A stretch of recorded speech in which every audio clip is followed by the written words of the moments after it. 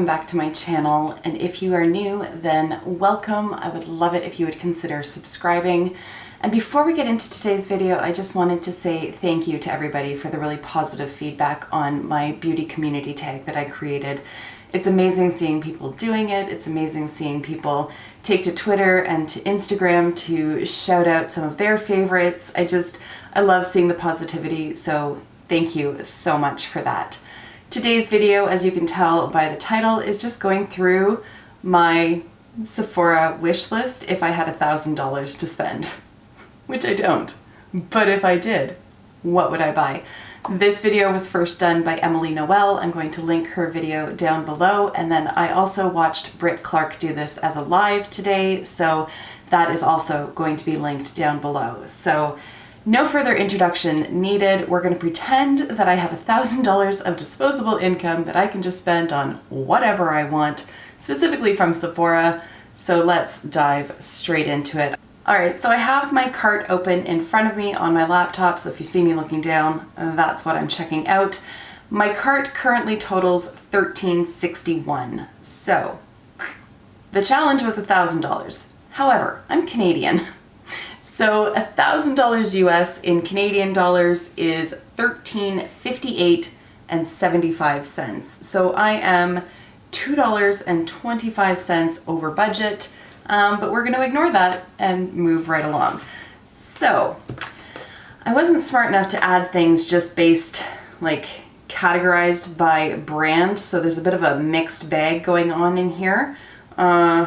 Before I start, I'm going to move over so I can pop pictures up over here. I thought about doing like a screen share and just doing like a voiceover, but that'd be boring just staring at my cart for however long this video ends up being. So I'm going to like scroll through and go by categories in terms of what the products are, and that's how I'm going to organize this. So let's talk about eyeshadows first, because I only have one palette on here. And that is the Natasha Denona Biba palette. This is one that I keep hemming and hawing over. It looks like the kind of palette that I would get a ton of use out of. There's just such a good mix of shades in here, cooler, warmer, neutral. There's a good mix of mattes and shimmers. It's nothing revolutionary in terms of the color story, but somehow it's just so appealing to me, except when I look at the price tag. Here in Canada, it's $170.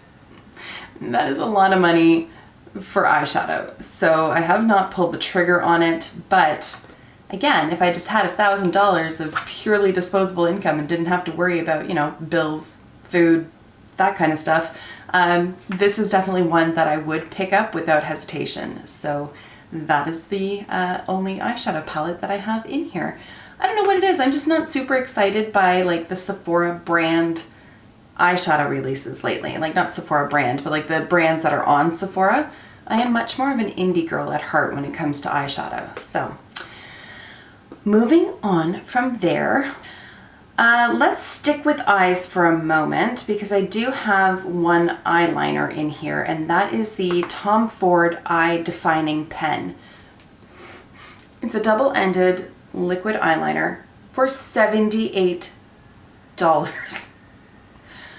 I've never used it. I have heard good things about it, but it would take gargantuan effort for me to justify spending $78 on an eyeliner. So if $1,000 was like randomly gifted to me, it is what I would splurge on, because I can't see myself doing it in like normal life. I like the idea of the double-ended, to be honest. The brushes are a little bit different on each end.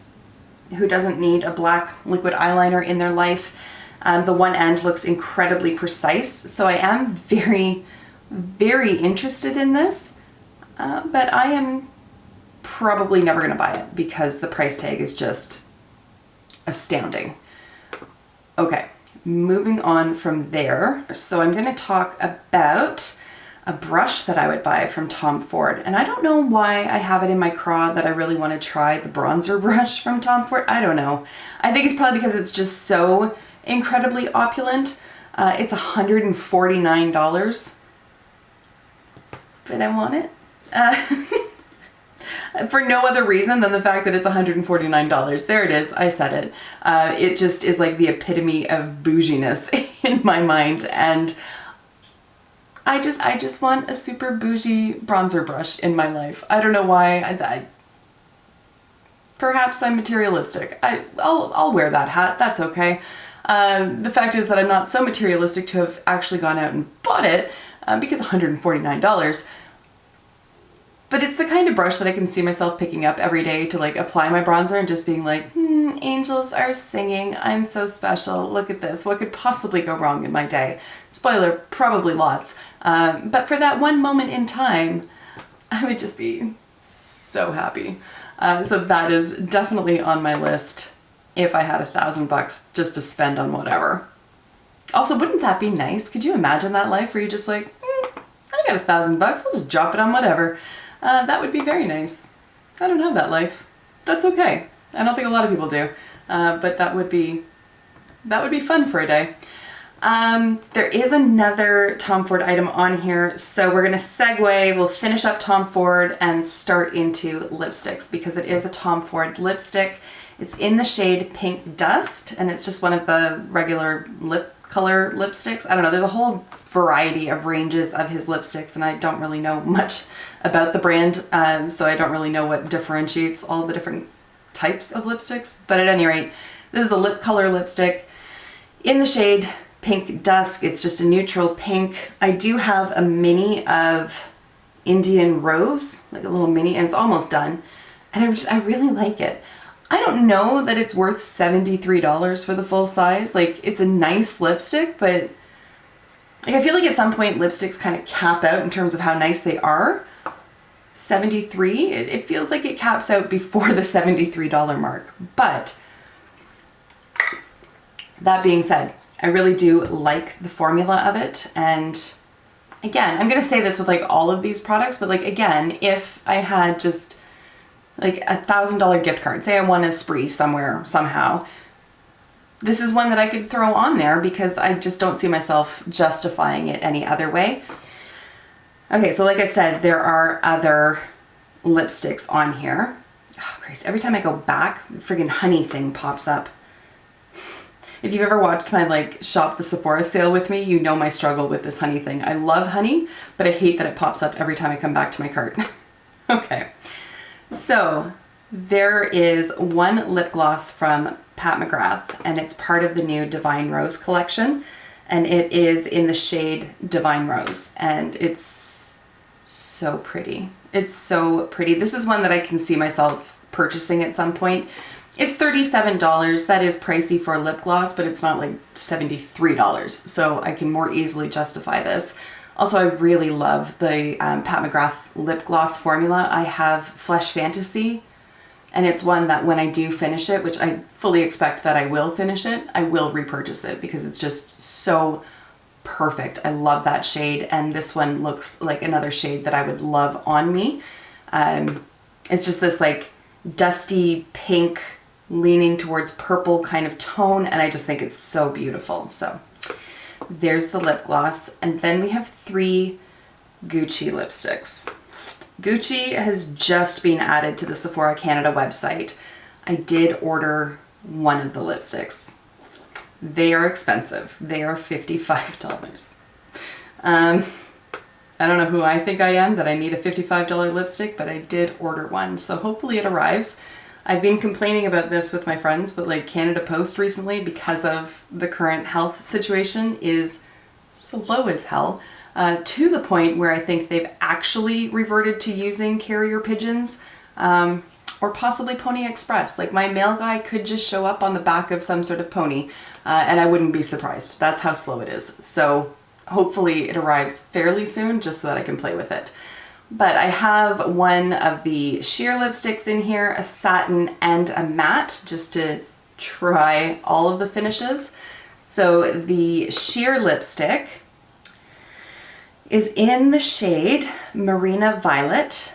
And first of all, I mean the outer packaging, it's so beautiful. Also, I feel like I had a nightgown when I was a kid in that pattern, but it's just very nostalgic and pretty and feminine, and I love it.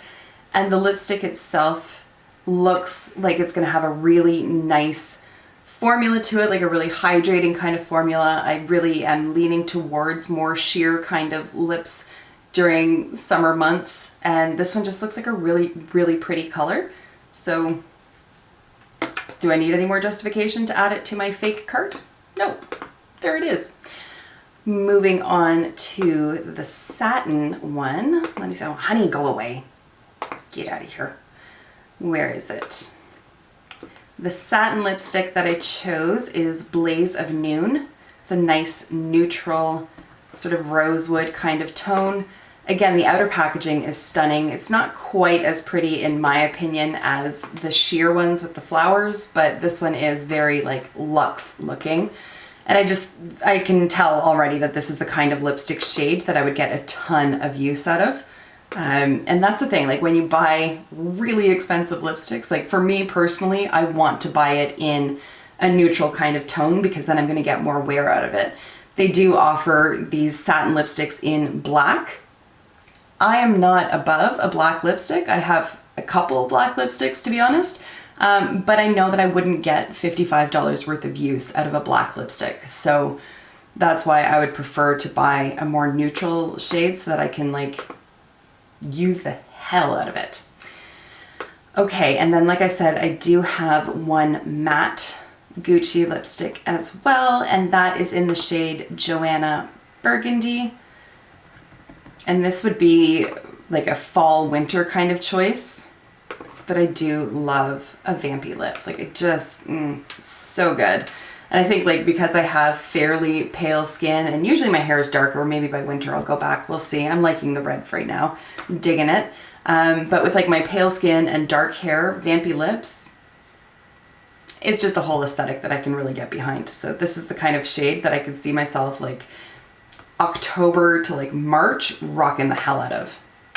So sticking with like super expensive stuff, I mean, to be honest, most of the stuff in my cart is pretty expensive, but like next level expensive, I've got two items from La Mer in here.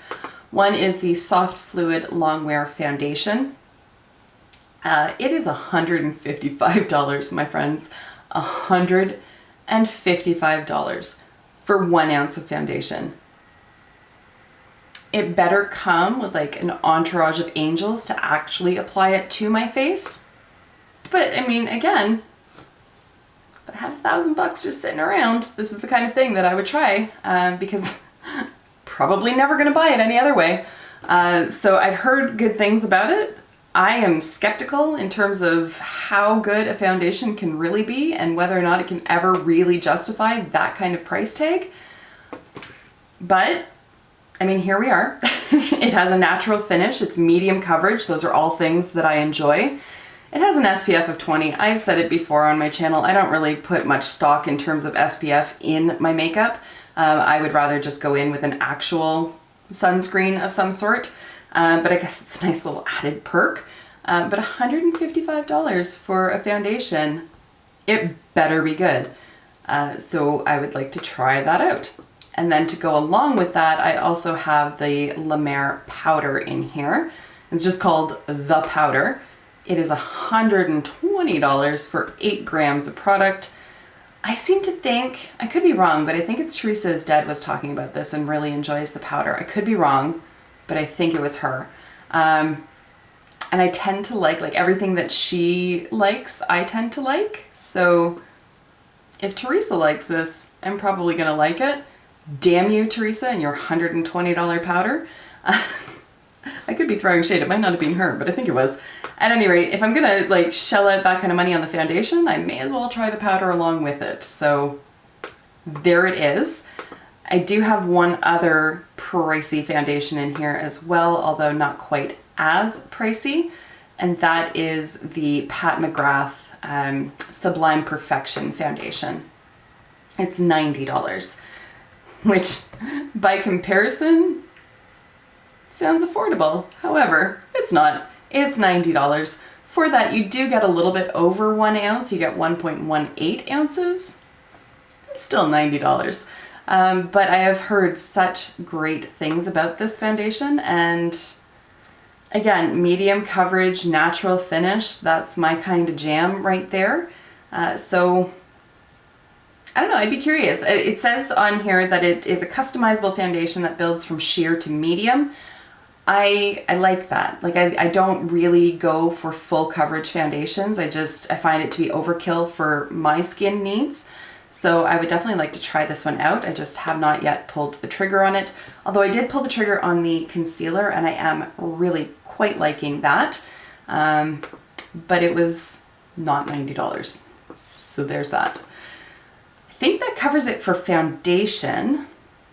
But there is a concealer on here, and it's the Armani Beauty Luminous Silk Concealer. And the only reason that I have this on here is because Mel Thompson was talking about it. She was doing a video on her Charlotte Tilbury items and saying that she really likes the Charlotte Tilbury concealer, but that she likes the Armani one that much more. And so I'd be very curious to try it out. This one is 49 Canadian. $49 for concealer, but I would be curious in terms of trying it out. I do have the Luminous Silk foundation.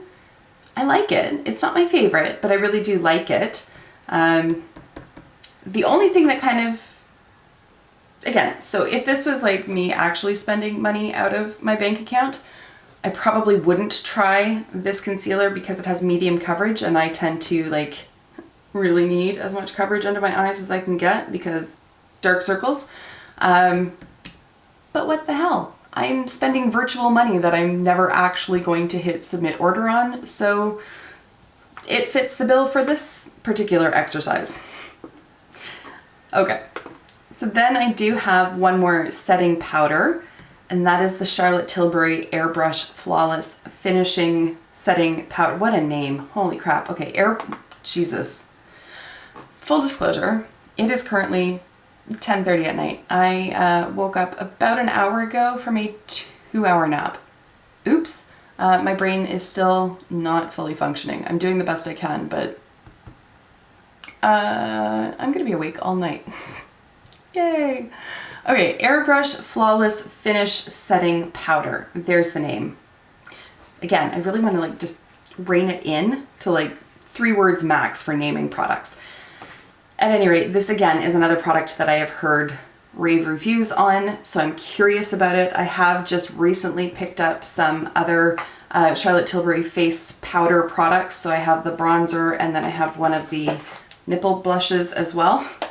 And I really like the formulation of the powders. Like they blend so effortlessly. And I'd really like to try this one because I'm curious about it. I've liked pretty much everything that I've tried from Charlotte Tilbury, pretty much. So I'd be very curious about that one. Honey, get out of my face. Oh my gosh. I get that you want to save me money, but like, back off. You're a little aggressive. Sorry. Okay, so I do have one other Charlotte Tilbury item on here, which we may as well talk about since we're on the CT train. And that is the Magic Vanish Color Corrector in the shade Medium. So it's a peach color corrector for under the eyes. Again, like I said, I have very dark circles. It is hereditary, so no matter how much sleep I get, I always look like I haven't slept in 10 years. But again, this is another product that Mel Thompson has raved about, and I trust her opinion on things, and I would very much like to try this one. Again, this is a product that I can see myself justifying at some point. I do have other color correctors, so I don't like need this at this point. It's not a price point that makes me choke. It's $38, but it is something that I know that I would get a lot of use out of in my everyday routine, so I can justify it on that basis, but I just haven't pulled the trigger on it yet. All right, we're getting down to it. I only have 3 products left, and there's no real like easy natural flow for any of them, so I'm just gonna start at the top of the list and work my way to the bottom. So on top is the Hourglass Veil Setting Spray, $62 for 4 ounces. I don't think I've heard anybody talking about this, but I'm curious about it. Again, Hourglass is a brand that I've liked pretty much everything that I've tried from them. I've been a little underwhelmed by some of their like, what the hell are they called? Like the face powder things. What the hell? What is it called? The ambient lighting powders? this is one that like the name of it always, like every time I talk about it on camera, I'm always like having a stroke because I don't know how to say it. Ambient Strobe Lighting Powder Brilliant Strobe Light. I don't know. They're just not as glowy as I would like them to be. Perhaps that's just me thinking that it's something that it's not. That totally could just be user error on my part. But for the most part, I have enjoyed everything that I've tried from Hourglass, so I would be curious to try this. Again, it's just at a price point where I'm not like curious enough to spend $62 on a setting spray. Okay. The next one, again, it's just a product that I'm curious about, but not curious enough to actually spend the money on. And it's the Tatcha Liquid Silk Canvas Featherweight Protective Primer. 3 words or less, please, brands. Okay, it is $68. You get 1 fluid ounce for that. It is a weightless, oil-free liquid primer that protects skin from pollutants and makeup while helping your look go on better and last longer. Again, this is something that I don't think I've heard reviews on, and I haven't like sussed them out because again, I'm not curious enough to actually pay the money for it. But if like a gift card was sent to me, yeah, I would definitely try it and share my thoughts on it at that point. But it sounds like an interesting product. I have, again, I struggle with the silk canvas from Tatcha. I think I'm figuring out finally how to use it properly because like whenever I rub it on, it just like pills up on my skin instantly and it looks a hot mess. But if I really just like press it in and take my time, then it works a lot better. But a liquid primer I think would just be easier to work with overall, and so I'd like to try it. Last, not least, is a Dior Backstage Rosy Glow Blush in the shade Coral. I have seen these and they're like deceptively small. You only get 4.5 grams in the blush, whereas, let's see, the Charlotte Tilbury one is the one that just happens to be closest to me. There are 8 grams in this one, so we're looking just a little over half of what you'd get in this kind of pan. So they are quite small, and for $49, that's a pretty hefty price tag for a 4.5 gram powder blush. But I like everything I've tried from Dior. Do I like everything I've tried? Yeah, you know what? I do. I like everything that I've tried from Dior. I love their Backstage Face and Body Foundation. I really do like that one. And so I really think that these blushes, I mean, and the color just looks so pretty. So what the hell? I would give it a go. And that is the last item in here. So again, that was just like $2 over. So we'll let it slide. But it's fun doing that. Like, Barrie and I will sometimes play the game of like, what would we do if we won $10 million? And then we get very depressed because like, that's never going to happen.